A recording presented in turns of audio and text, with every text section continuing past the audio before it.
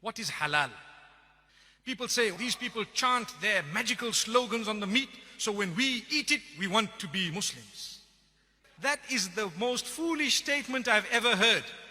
All the creatures have been given life by the Almighty. What gives me the right to take the life of a cow away? I don't have the right. So the Almighty says, well, under certain conditions, you may be granted permission to take that life away in a specific way.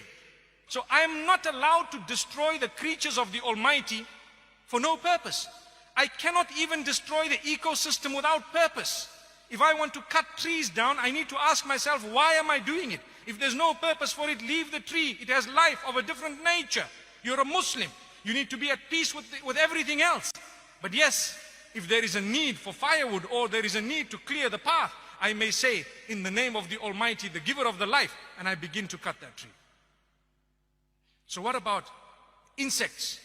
Before you spray your mosquito repellent, that little sound that irritates you, before you spray your doom, you say, in the name of the Almighty, Bismillah, you spray your doom.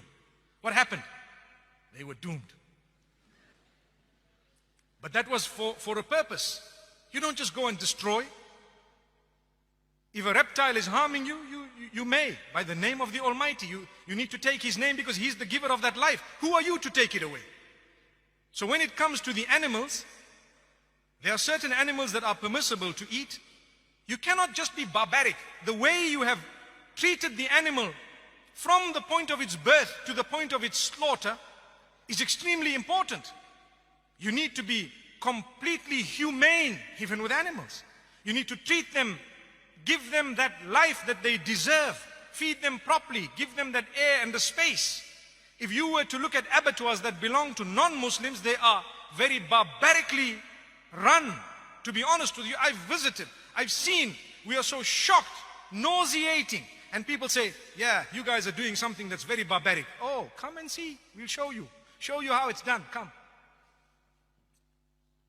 So now when we get to the cow, for example, or the sheep that has been fed properly, and it has not been force-fed and kept in a pen like the ducks of the world and the chickens that don't even grow feathers anymore because they are modified. Their sole purpose of being given life is to grow until they are killed brutally in order to be served on the table. Not halal. We don't want that. It must be accorded its life. It must be treated as a proper chicken. It must be treated as an animal, a bird, whatever it is. It must be fed properly. And at the same time, you bring it to the pen. You slaughter it in a way that it does not witness the others. And at the same time, such a sharp blade. And why is it that the throat is used? Because of the central nervous system. Powerful statement. Sometimes people hack these animals to death. People say, you need to stun these animals. Did you know that there is research that proves that stunning an animal actually creates greater pain than if you don't stun the animal? People say, how? Go and check. You're confusing the animal totally. You're killing it unconscious. What are you talking about? Amazing. If you were to get cut with a blade as you're shaving, you won't even know that you're cut until water goes on it. Why? The razor was very sharp, very sharp. So we are to use a sharp blade, quick slice. When I burn my fingers, what happens? A message goes from the sensory nerves to my brain, central nervous system. It says, you are hurt, lift your hand up. It happens within a split second. But if the central nervous system is ruptured from the jugulars, the pain, the message goes up, it gets stuck there because it cannot go up anymore. Blood system, bloodstream, out. So what happens? It numbs to a halt.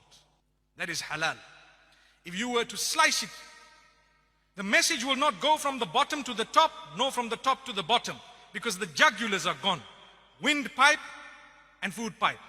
And you have to take the permission of the giver of that life when you are slaughtering it. If not, we don't want to eat that. You have stolen it from the property of God. Allahu Akbar. How can you just cut an animal? Who are you to take that life away? You need to say, in the name of the giver of the life here, I'm taking this by your permission. Such a humane way, beautiful. That is termed halal.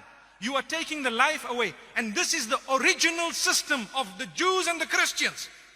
It is the original system that was taught by all the messengers. Islam adopts it quite strictly, and so does Judaism.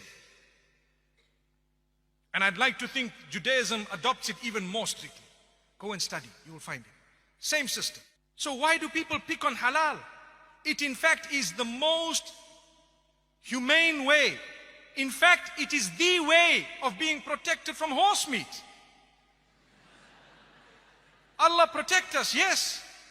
And the supervisors will ensure that things are happening. They will tell you, we guarantee you that this thing was done properly. And guess what? It's not a horse, my brother.